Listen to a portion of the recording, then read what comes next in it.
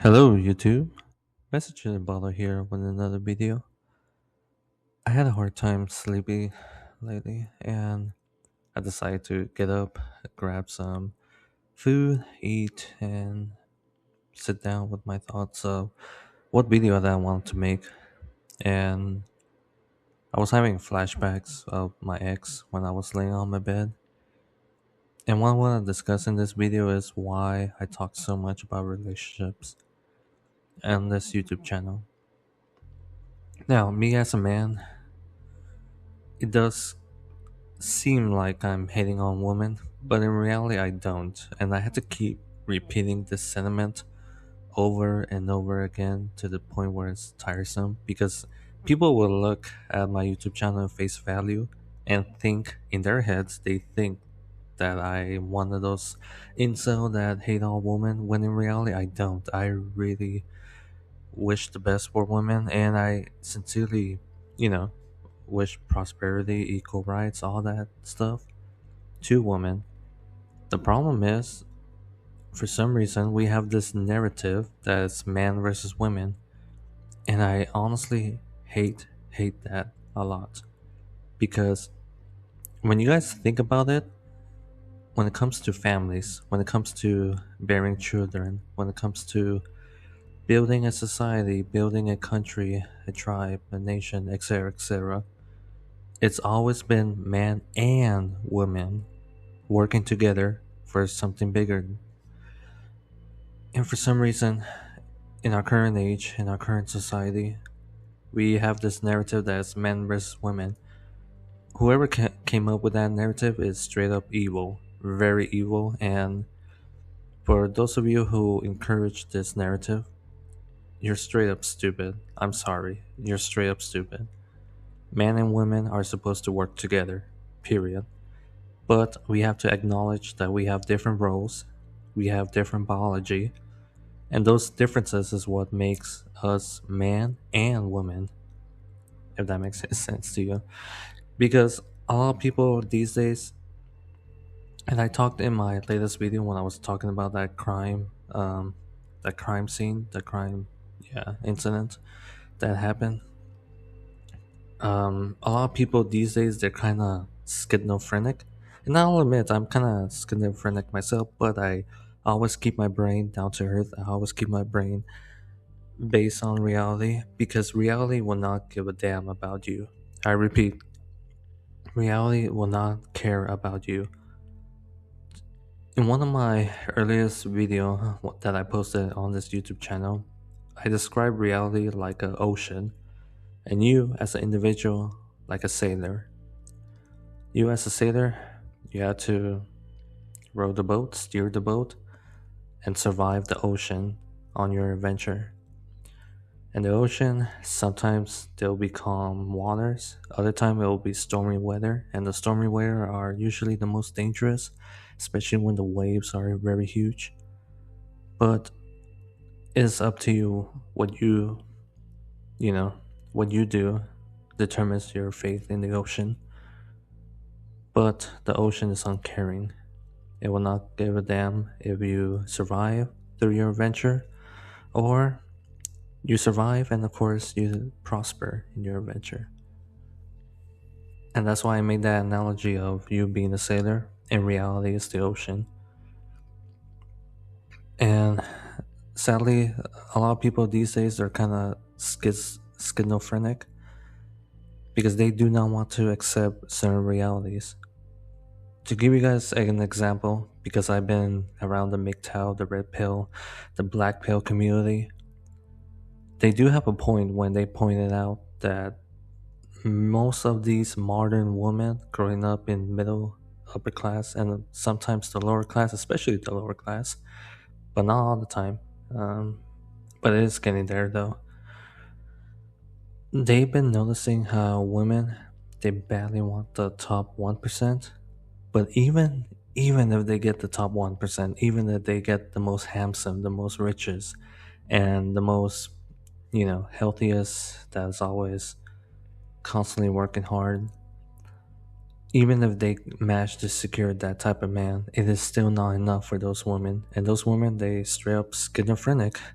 because they do not want to accept certain realities that, hey, us men, we have limits. And if you want to accept those limits, that's on you. Don't blame the rest of the male, half of the species, just for, minor inconvenience. And whenever guys points that out, they're being labeled as misogyny, woman hater. And for us guys, when we point it out and when we receive that feedback, that's just telling us that you guys don't want to listen. And when you guys don't want to listen, guess what? We just simply walk away and you guys deal with your own issues. And we want to get far, far away from your issues because there's no point. There's no point in getting involved. That's why the MGTOW, the whole male men going their own way, was getting popular to a point where that's like, you could say cult like. But of course, it sort of died down. But the sentiment of that, philosophy is still ongoing and still increasing by the generation because the generation that's been growing up, they're kind of traumatized about the previous generation of what they, you know, showcase. The previous generation, what they taught us is that the husband gets wrecked by the woman, and the woman, they get away with a lot of bullshit. They really do get away with a lot of bullshit. So, yeah, it's kind of tragic. Tragic that the woman, they don't want to listen, and the man, they realize that there's no point. So, what they do, they go their own way. And this narrative of man versus woman is straight up stupid, but at the same time, the saddest part, the people who invented this narrative, man versus woman, they're winning. I repeat, they're winning. And this is straight up bad because, guys, think about it. How the hell you and I exist? And it doesn't matter what's your gender. How the hell you and I, as an individual, exist? Obviously, our parents have to come together, work together at a certain point in order to make us in this world. So, yeah, I straight up don't get it. I don't understand this narrative, man versus woman. It should never, that narrative should never be popularized, especially in our society. And it's not just in America, it's also happening globally, especially in European countries and Asian countries. Keep in mind, Asia, they're having this issue too. If you do a little documentary video, like search it up on YouTube, you'll see videos in China, South Korea, and especially and most famously Japan. They have an issue where people are not dating, and for some reason, the narrative of man versus woman is a thing over there. Which, by the way, completely different culture, and yet they're having those issues. And eventually, that narrative is going to creep up in Latin America and Africa. So, yeah, or you could say all screwed, but the people who invented this narrative, they're winning. I repeat, they're winning. So, what does this has to relate with the video, or should I say the picture in the background that I picked for this video? Well, as I stated before, guys, I was thinking about my ex, and my ex traumatized me a lot because she showed me a perfect example of what a woman who does not take anything seriously looks like. And more importantly, what a man who is super desperate to get a woman's attention looks like, even if that woman does not respect his time, his investment, and more importantly, his emotional investment. My ex kept the guy friend zone for almost 10 years. No joke, almost 10 years. At first, I had a hard time believing it because I'm like, there's no way a guy would pursue a woman for 10 years only to get friend zoned for 10 years.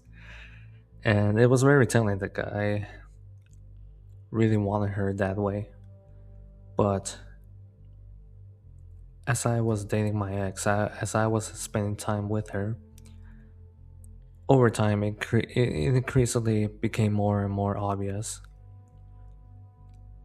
And what really haunts me, and this part haunts me forever, was the guy that was pursuing my ex for almost 10 years. He acted like he didn't give a shit.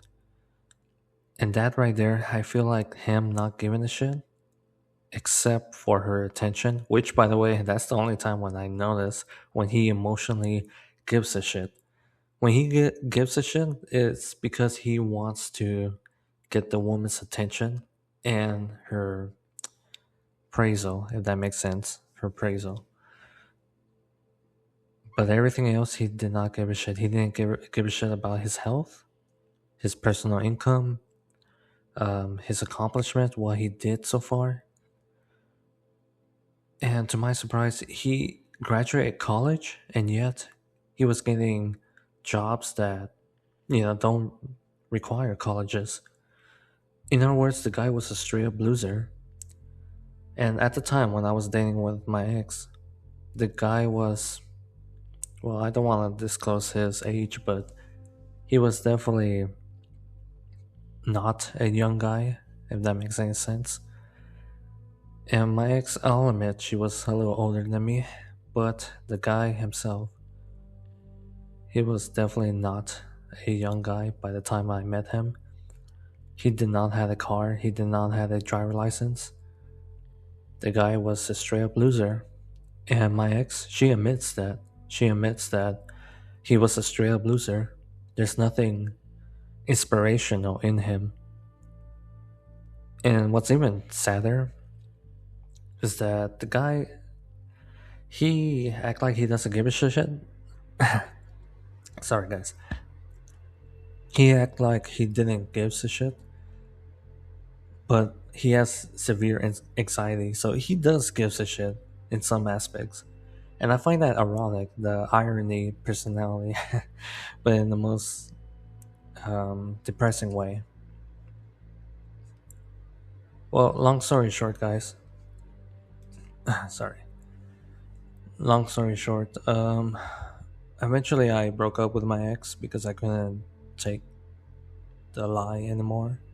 Because I felt like my ex was lying to me the whole time. And I decided to end that relationship.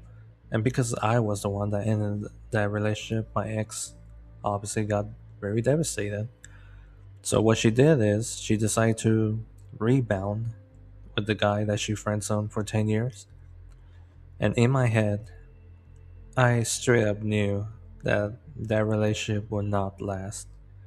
I knew because if my ex friends friend zoned him for 10 years, there was a good reason why. And fast forward, eventually I ended up being correct. And how did I knew that I was right? It's because one time he was a live streaming of himself playing video games, and me, I watched his live stream, and I pretended to be somebody else, a random stranger, and I got him to confess that he no longer, um, that he's no longer with her. They stopped talking to each other completely. They broke up. And not to sound evil, guys, but for some reason, I'm sort of kind of happy that that actually happened. Even though the guy invested so much in her, I'm kind of happy that it happened because I straight up knew my ex was using him like an entertainment monkey. And that's a good reason why she friend zoned him in the first place. My ex was being super dishonest. So, what does the background picture has to do anything with this story? Well, as you can imagine, this is what my ex was all about, partying. Supposedly, she was always after quote unquote having a good time. When I was dating my ex, she confessed to me that she partied a lot, she did drugs, she did one night stand, you fucking name it. And one time I was talking to a guy who used to be a drug addict and now he's clean. When I was talking to him, he brought up something that I never thought about before, and it makes total sense in terms of my ex past sexual activity. The guy that I was talking to when we were discussing about drugs and how it feels, all that stuff, he was telling me that cocaine is a sex drug. And the reason why you see people partying in huge parties, the reason why you see cocaine being the most common used drug is because it amps up your adrenaline and your sex drive to the point where you get a little horny. It stimulates horniness and you're willing to sleep with anybody. And to me, that makes perfect sense why my ex did that. And she did one night stands. And looking back at it, I just find it ironic that a woman of her beauty, she labeled herself single. Now, what else is funny, and I feel like a lot of MGTOW and Red Pillars will agree with this, is that these women, they think that this is empowerment, but in reality, and once again, this is all thanks to my experience of dating a woman who does this. A lot of women would think this is all empowerment, but when in reality, this is depression, straight up depression and misery. And the saddest part is that no matter how much a person would try, a man would try to get in a relationship with her and make it work, at the end of the day, it's her final call. And if she wants to, do away with the relationship, there's nothing you can do about it. And sadly, most women, they will sabotage their relationship and end it for no fucking reason. And me, I saw that in my ex, and I decided to break up with her before she broke up with me because I realized there's no point. So, as you can imagine, because I was the one that broke up with her, it hurt her ego. It really did hurt her ego. And looking back at it, I made the right choice because she did something afterwards, something very despicable. Oh, sorry guys, my phone. She did something very despicable, and I could not forgive her about that. But what I'm forever haunted is how she paints herself. I'm haunted the fact that my ex painted herself as a woman of innocence, when in reality, she is anything but innocent. She is willing to whore herself around, but whenever a guy comes in that she's not into, tries her best to get in a relationship with her, all she does is waste their time. I will never forget the fact that my ex friend zoned a man for 10 freaking years, more than 10 years actually, only for that guy to get into a relationship with her, which lasted for around, I'll say, a year and a half or 2 years at most, and then they broke up. Broke up, no communication afterwards, no physical contact, none of that shit. And to me, that's very, very disturbing and haunting because she is willing to do that to guys who invest in her. So, yeah. I'm gonna end it here, guys, because I feel like I ranted enough, but I hope you understand why I make these videos.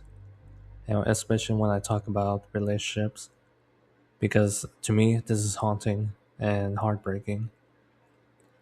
Thank you guys for listening. Thank you guys for watching. Message in a bottle, over and out.